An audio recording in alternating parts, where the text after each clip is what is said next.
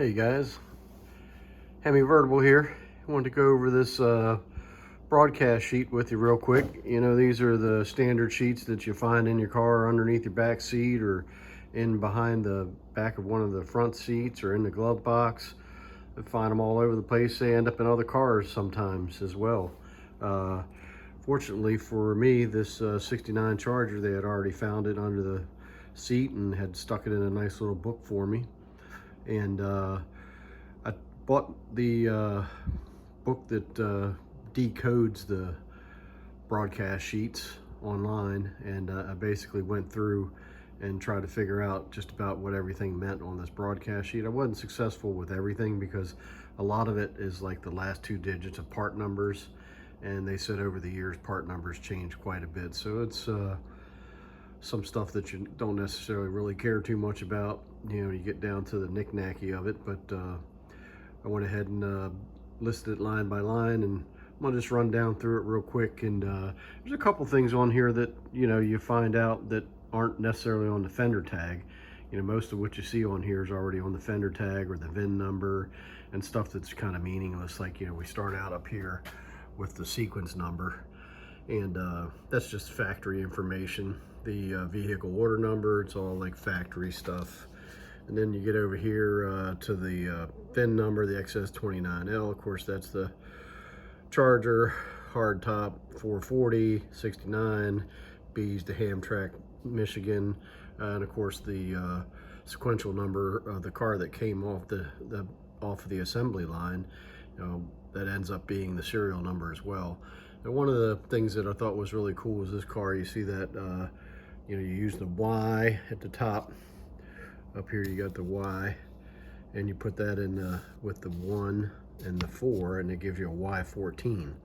So this is a sold car, meaning that number 4 stands for the fact that this car was ordered by somebody, which is really cool. So somebody sat down with a dealer and says, I want a B5 blue RT with the 440 4-speed, Dana 60, track pack, white interior, white vinyl top, and all that stuff that it came with. And these broadcast sheets are, listed by line item. You got line item 1, 2, 3, 4, 5, 6, all the way down here to the bottom. You get all the way down to like number 10. And then, at like, let's see, at line 6, you start with A, which is like a light package, A01. Then you got A, what is this, something 2, what line is that? Let's see, line 6, we got, yeah, it's A33, so that was the 33 there. So, it's A33 was for the track pack. So any of the A option codes are listed under A. Then you got B, then you got C, then you got, go down to F, G, H, I, and it goes all the way down. And those codes basically correspond with the numbers on the fender tag, and then you can look up, they've got books out there with the different codes for all of the cars, and you can look up all the different codes and see exactly what they stand for. But like the A01, the light package, down here in J, they show all of the light package stuff that it came with. Here you got like lights and switches. You see that? And it's a L05, L11. It just goes on down, and you can look up all those numbers to see exactly what they stand for. That's, what is that? That is line 8. So if we looked at like line 8, you can see, we've got L11s, the glove box, cigar lighter, 3-speed wipers, dual horns, locking gas cap, undercoat. That's pretty cool there. That I think that saved this car a lot. Actually, those are the J's. We get down to the L's down here. Map light, glove black lamp, ashtray. So the J's were in the front of line 8, which ended up being miscellaneous items. And of course the lighting, the L comes after. But that was one of the cool things, was that it did show you that the car came with the 3-speed wipers. That's not anywhere in the fender tag. The dual horns, that's just kind of like standard stuff. Locking gas. The undercoat, that J55, that's pretty cool. I think that really saved this car from serious deterioration. I don't know how many cars got that undercoating, but I think it's one of the things that actually made it so that it was in such good condition when I got it. You know, so you go up here and you got line 2, and you've got all this stuff. You've got the engine, the transmission, you know, this stuff's on the fender tag, but you have to read it as E86, D21, D56, and all of these are in your guides. You know, the T82, let's see what that was. The T82 was the white wall tires. You know, so line 2 breaks down to the engine, the Dana 60, the Sure Grip. And these are all the boxes to the left here that I've numbered. Got 21 boxes in line 2, and each one of the box has a number or letter or something in it. And it's, you know, like I said, this one here, B5 blue, bright blue body paint, bright blue lower, vinyl top, the V8 Bumblebee stripe delete. That's all like part of the fender tag stuff. You know, you get down into number 3, and that tells you basically, if you look up all those numbers, it's going to tell you that it had the 3-spoke wood wheel. You know, it's got the 55 for the radiator.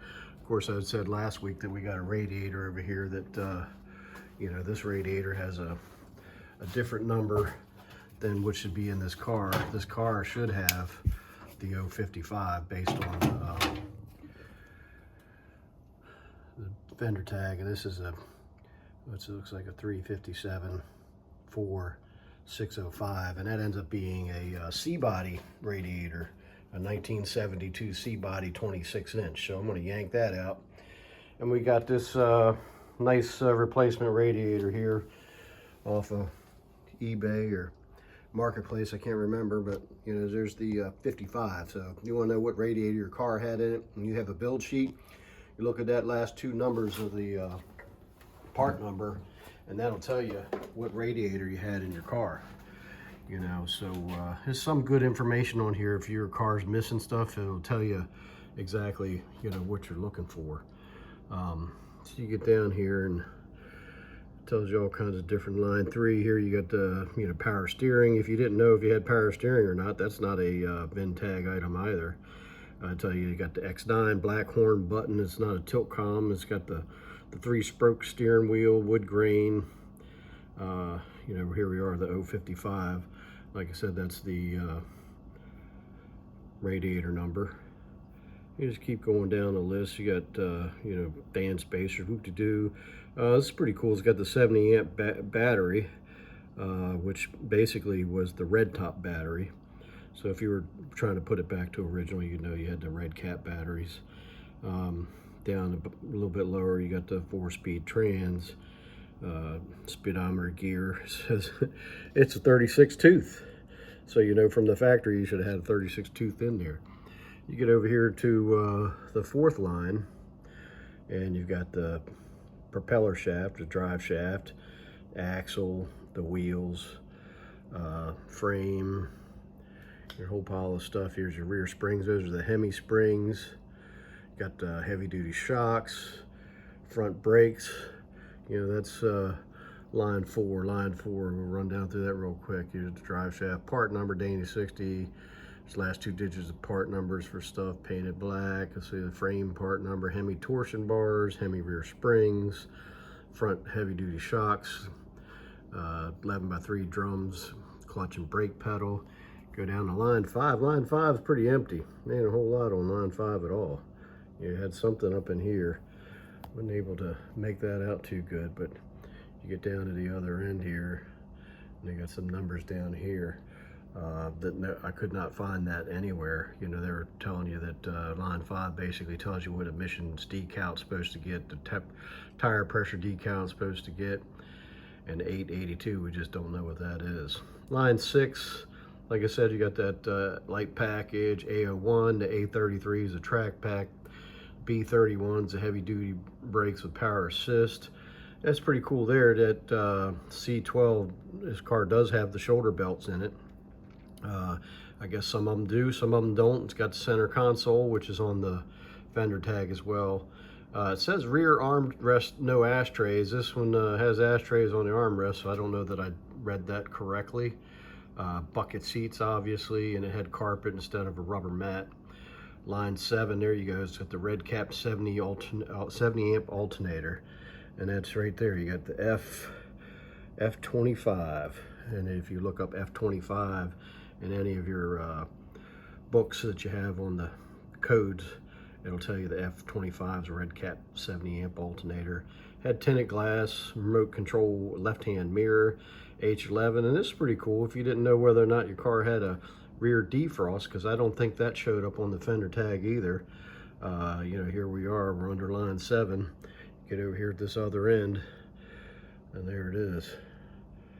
It's 55, 93. Let's see, there you go. 31, 1, D02. So find that down here. Let's see, where's that heater? There's the heater. That's the heater right there. H31. That means it had that rear defrost, the little fan and everything on the back window. So get down to line 8. Line 8 has a whole pile of stuff that's once again kind of meaningless. You got the J's, glove box, cigar lighter, 3-speed wipers. That J25 is on the VIN tag as well. Dual horns, lock and gas cap, undercoat. There you go, that J55. Map light, glove box lamp, all these lamps and light stuff were part of that A01 package. And the most interesting thing that I thought I found, I was really excited about finding, was the fact that it has down here in, what is this, line 10, I guess. Is it line 10? Yeah, it's line 10. If you get over here where it talks about, or it shows you the wheels, you can see we got too much glare on that. Basically the wheels, it says it is a W21, which if you look in the book, the W21 stands for Magnum 500s, which I was so excited about because I had no idea how to figure out what rims and tires or rims and wheels this thing had on it. And it says right there on the build sheet that it had the Magnum 500. So now I know what I'm putting on it. I'm actually, you know, it's supposed to be 14s, but I know a lot of guys put 15s on, no harm, no foul. So I'm going to get me some 15-inch Magnum 500s, and we're going to throw that on there. But that's two really cool things that I found on the build sheet, was that car was ordered by somebody, and that we definitely had the Magnum 500 rims, and some of the other miscellaneous stuff that the car had, the shoulder belts. You don't know if that's a standard item or not. I don't believe it was, and it's something that you had to pick. So whoever ordered this car said, yeah, I want shoulder belts. So that's pretty cool. That's the gist of the broadcast sheet. It's a really nice piece. If you don't have a fender tag and have a broadcast sheet, it's great. If you have a fender tag and you don't have a broadcast sheet, that's all right. You won't be able to figure out some stuff, but maybe you've got old pictures or something you go back and look at, and so on. So, but you know, one of the other things I want to take a look at real quick is last week we put the bulkhead connector on here for the up in the front for the front headlamp harness, and I got it all in there. I haven't gotten inside yet to figure out where those two wires go, but I think I'm going to go ahead. You got a wire going in and a wire coming back out. I'm assuming that it was somebody put it in there so it wouldn't start without the clutch pedal being in there, but I'm not so sure. I'm going to go ahead and plug that thing right into the starter relay and see if it starts, and then maybe just eliminate that stuff, because I really don't care if it starts in gear or not. I'm pretty much resolved to not doing that to myself. And if I do, I usually don't have anything in front of me that I'm going to hit. So, but anyway, so you know, it comes off of there, comes back up front here. You got the one wire. We got one wire going down to the brake light switch. We had the that other wire that comes off of there and goes right to the starter relay. We're coming up here in the front. Got this little connector here between the two wires, front and back. Comes up over, comes down through, and we end up with the right up in here. We got one of the wire for the ground. Now, on the old one, we had 2 ground wires. On this new set that I got from Evans Wiring, they put both grounds to the one side, which isn't necessarily 100% correct, but you know, it's brand new, so that's what I care about. And back in there, we just plugged into the one headlight over there in the back, and then we got the high beam right there, and you have another wire that goes right down through there that goes to the front parking lamp. And then the whole thing, of course, just runs across the front of the car here.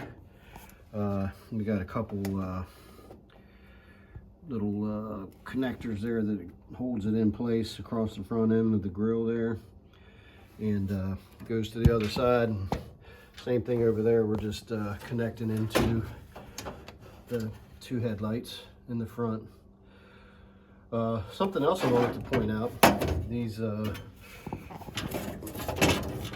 front doors, vacuum actuated doors, I did not know that they had these little metal pieces here, and they basically help if you, I'm assuming if you lost vacuum or something and you come up here and you put it in, open the door manually, it kind of grabs it and holds the door open, so if you lose vacuum, the doors don't close, you don't run out of headlights driving down the road. It's almost like a little safety. Thought that was pretty trick. I was wondering what those straps were for until I opened it up and I saw that they captured the headlight bucket arm.